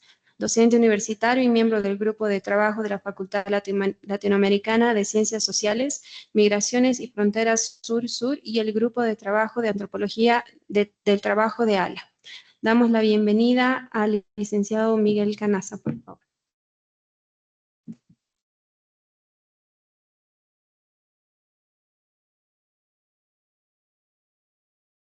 Muchas gracias por la invitación a la Universidad San Francisco de Asís. Muy buenas noches a los presentes, a las y las compañeros y compañeras que están acá. Yo quiero compartir un par de experiencias de mi trabajo etnográfico en las tierras bajas de Bolivia y quiero compartirles estas experiencias y quiero partir contando dos historias que he podido recopilar de niños y niñas de la Amazonía norte boliviana. Voy a empezar con la primera narración. Los Evacuapiji y las Evacuanapiji recuerdan que su profesora les contaba cómo había llegado joven y soltera desde Riberalta para incorporarse a la unidad educativa de Galilea. Por las tardes solía contemplar la gran laguna a la que las madres e hijos acudían para bañarse y lavar sus ropas. Incluso ella misma iba allí todas las tardes acompañada de otros profesores. Al caer el día, quienes se acercaban solos o solas a la laguna podían ver a la sirena.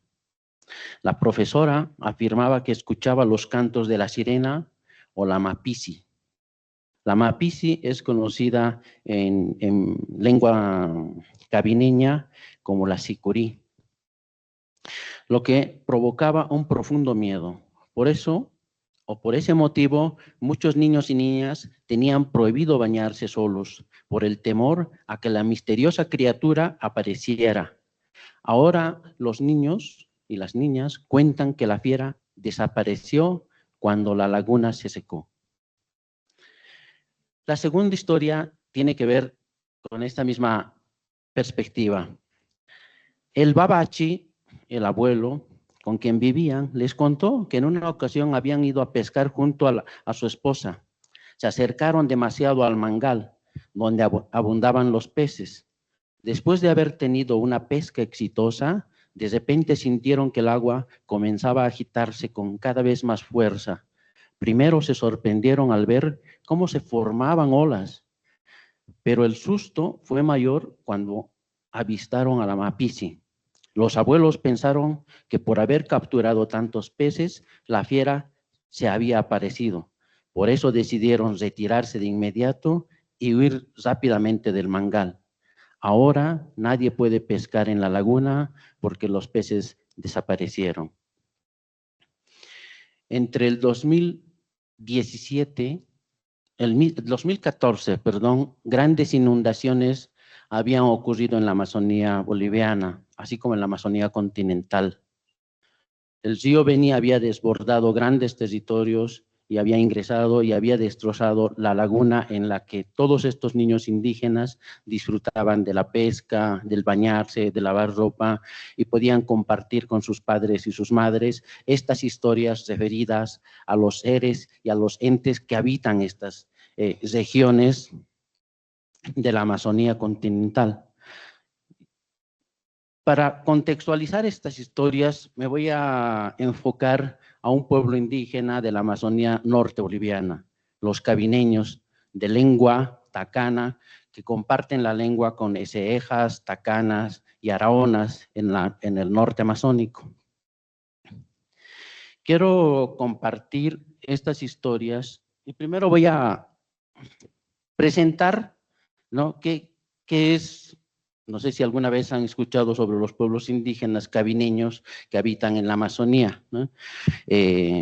Pero en breve, en síntesis, les comento algunas cosas, ¿no? La historia de los pueblos indígenas del norte amazónico de Bolivia comparten un origen común. Con la llegada de los misioneros evangélicos a las tierras bajas, estos iniciaron la tarea de aglutinar a las poblaciones dispersas en misiones reduccionales para evangelizar a los llamados infieles de la Amazonía.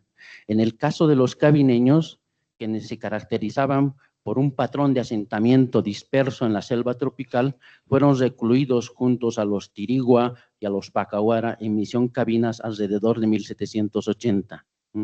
Todos estos grupos pertenecían a la lengua tacana y pano. De ahí que muchos investigadores dicen que los cabineños pertenecen o son una mezcla del origen colonial. Pero lo interesante es que el pueblo indígena cabineño todavía tiene una memoria histórica que se pasa en generación y es contada por los niños.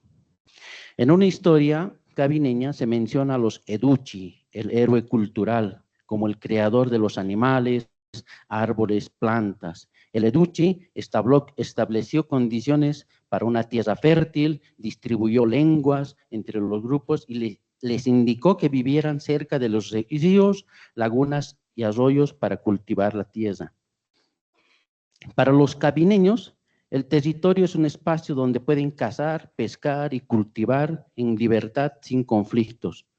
Su relación con la biodiversidad no es meramente material. No conciben los recursos naturales como es entendido por el Estado, las ONGs o el sentido común. En su comprensión del mundo, la diversidad biológica está humanizada. ¿Qué quiere decir esto? Por ejemplo, los grandes árboles como el etzacuana pueden llevarse a los niños, castigarlos y hacerlos perder y llevarlos a sus casas. En otros momentos pueden embarazar a las mujeres que transitan cerca de estos árboles en horas prohibidas. Por lo tanto, los dueños de la selva, como el Edidequeta, dueño del monte, o el Etawada, el dueño del tapir, se presentan como forma humana. En estos contextos, todos los seres que habitan el territorio tienen un lugar que les son propios. Cada especie tiene su hogar y normas sociales propias, gobernadas por sabios, curanderos, al igual que los curanderos. Es decir, que los animales y los árboles también tienen sus propias formas de socializar, sus propios curanderos y sus propias formas de relacionarse con la naturaleza. Esta visión indígena respecto al mundo es necesario comprender porque de alguna otra manera evidencian esta convivencia entre humanos y no humanos que forman parte de las narrativas morales que reflejan relaciones de respeto y de relacionalidad. Así podemos entender la concepción de los cabineños de que el agua ebaqui, cahuana, plantas y árboles son parte integral de la diversidad y poseen propiedades curativas como parte de sus agencias. Solamente aquí entre paréntesis puedo contar, por ejemplo, que entre los tacanas también de la Amazonía, de la misma lengua indígena cabineña, cuando los padres o cuando los niños están naciendo y están enfrentándose a la naturaleza, tienen que aprender de las aves sigilosas que no hacen ruido en el monte. Entonces, es una forma de entender y aprender de estas aves para comprender y entrar en la selva tropical para cazar y obtener alimentos. Por lo tanto, en estas relaciones, por eso en el título de mi exposición había puesto cómo estas subjetividades con la naturaleza están siendo afectadas. De tal manera que el cambio climático afecta de manera diferenciada a personas, países, territorios, pueblos, género, perturbando severamente la configuración de los tejidos socionaturales que permiten la interrelación entre distintas especies y el mundo. Lastima el paisaje en el que conviven sicurís, sirenas, agua, alimentos, peces y personas. Elementos que posibilitan la creación de un mundo entrelazado de un tejido socionatural. Es decir, que en la perspectiva y en la teoría indígena de relacionamiento con la naturaleza, los pueblos indígenas tejen una relación socionatural con los elementos que están humanizados.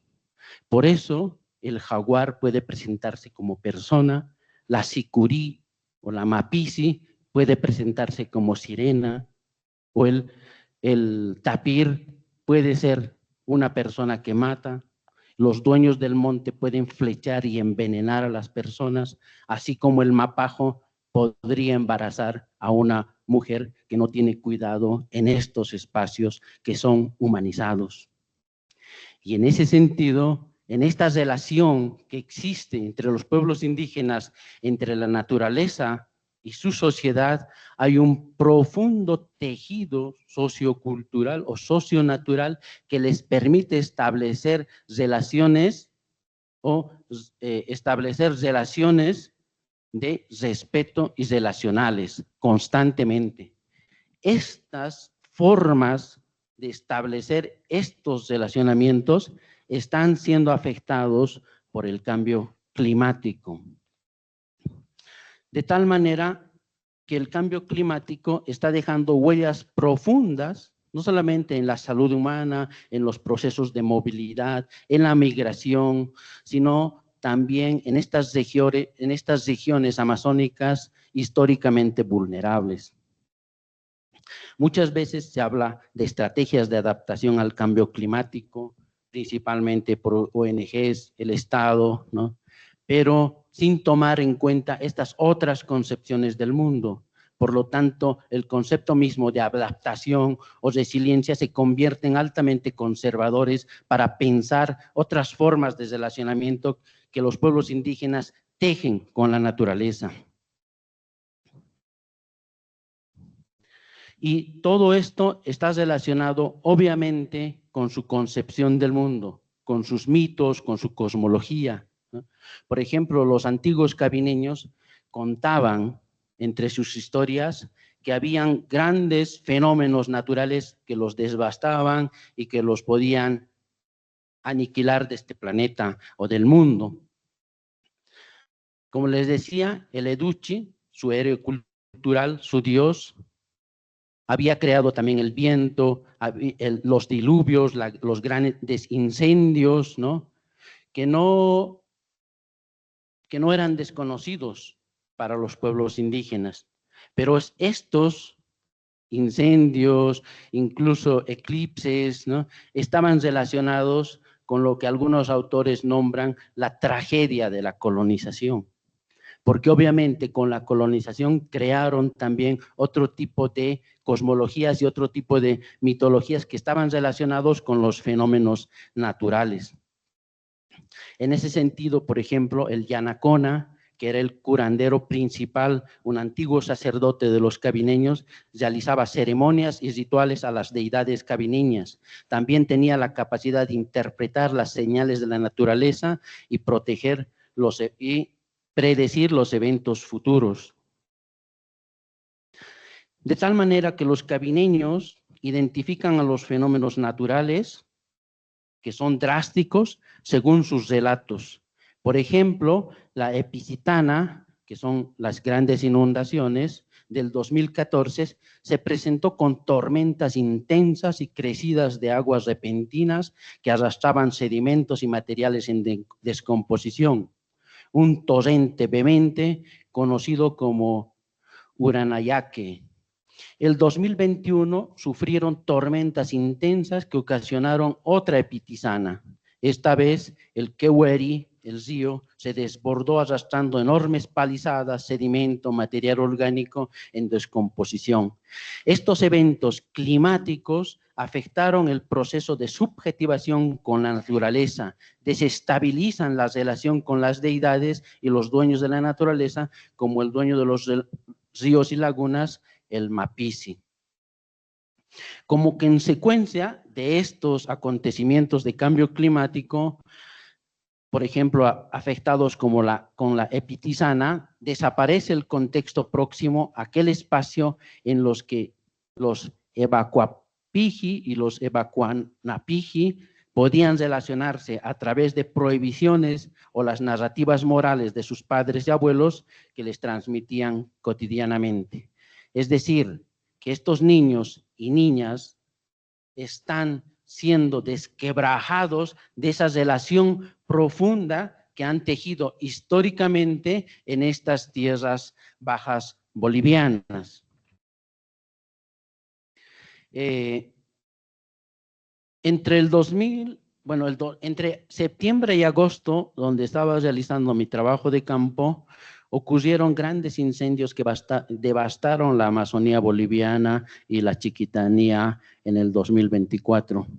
Un escenario que parece ilustrar la canibalización de la naturaleza a manos del capital, que lo dice Nancy Fraser en su libro Canibalismo del Capital.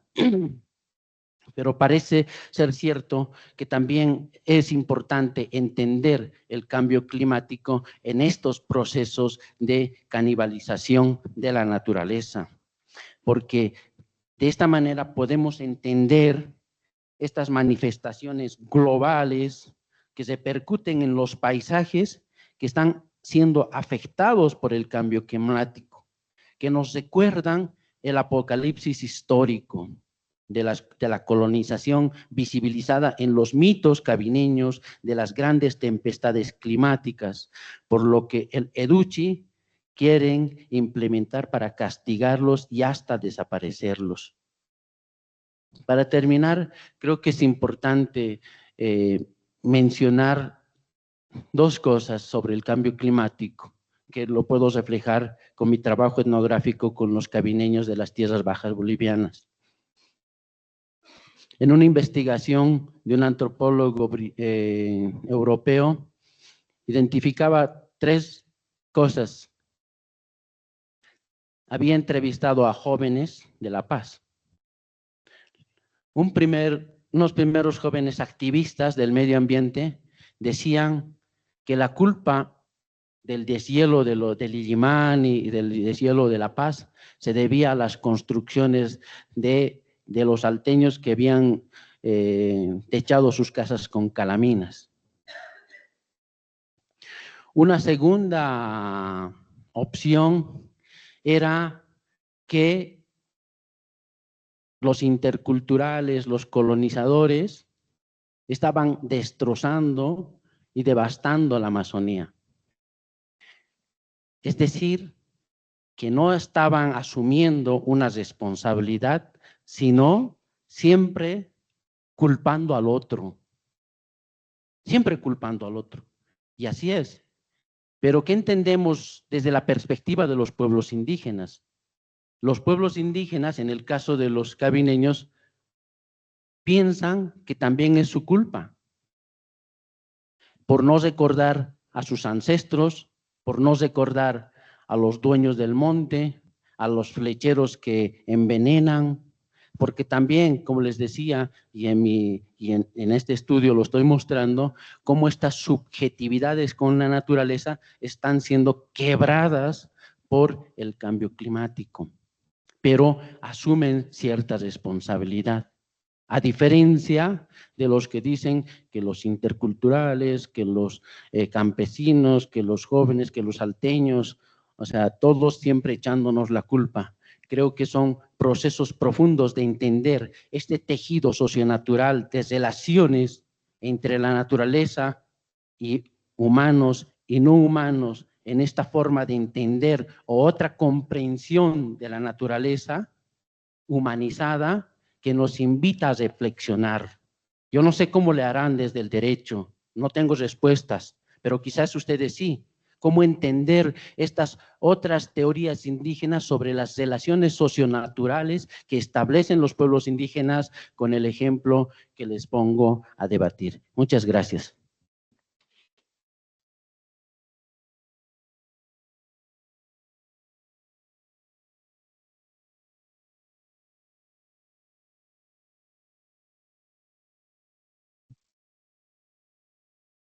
Bueno, agradecemos profundamente las valiosas intervenciones de cada uno de nuestros distinguidos expositores, quienes han compartido sus conocimientos y reflexiones con gran claridad y compromiso, ¿no?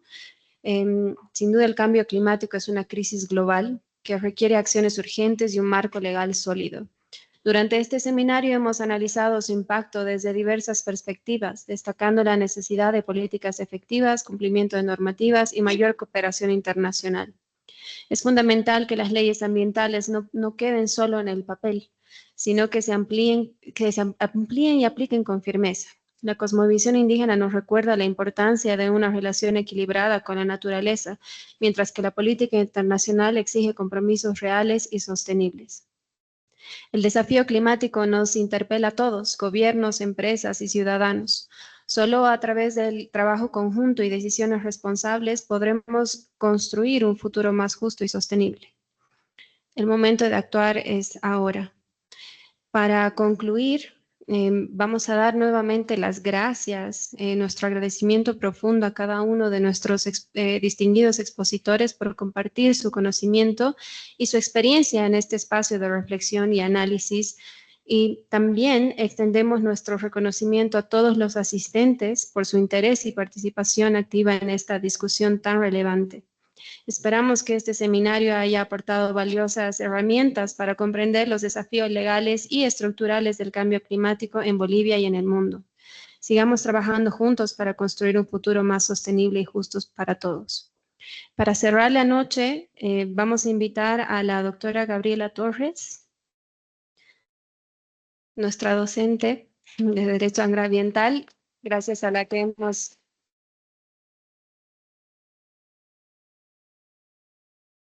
podido organizar este seminario y vamos a proceder también a la entrega de certificados.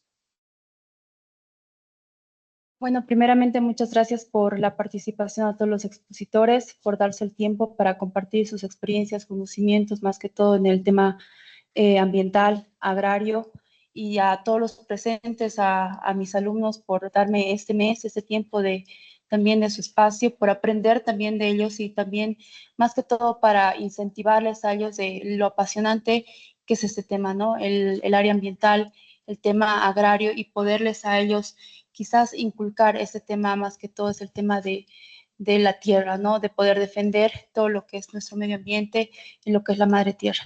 Muchas gracias. Quiero primeramente también disculparme porque el doctor Camilo se tuvo que ir, tuvo una emergencia y más que todo también por parte de él agradecerles a todos ustedes por ser parte de este espacio, ¿no? De esta casa universitaria. Quiero poder invitarle a pasar a la diputada Ana María Mendoza Aguilar, por favor, que pueda pasar.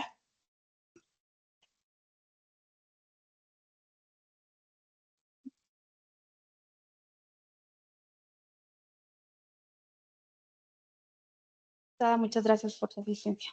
Muchísimas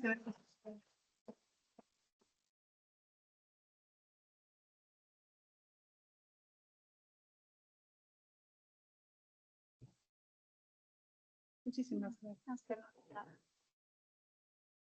Por favor, al doctor Franco Gamboa Locabado.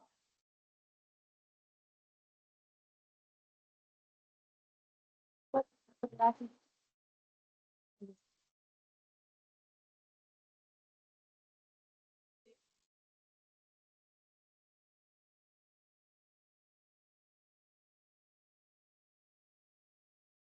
Al licenciado Henry Contreras Vázquez, por favor.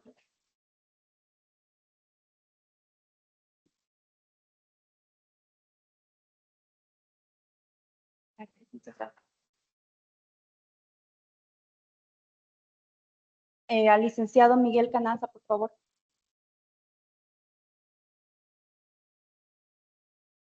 Por favor. Muchas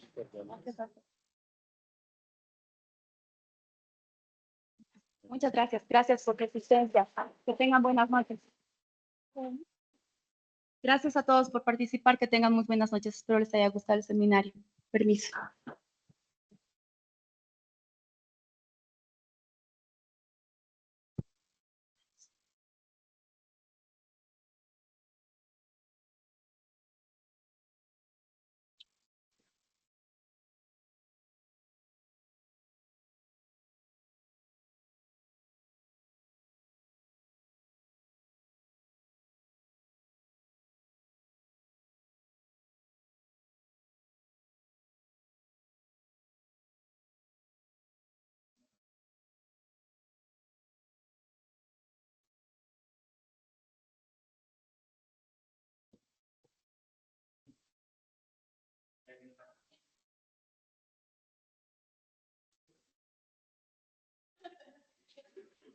Gracias a ustedes. Sí, gracias.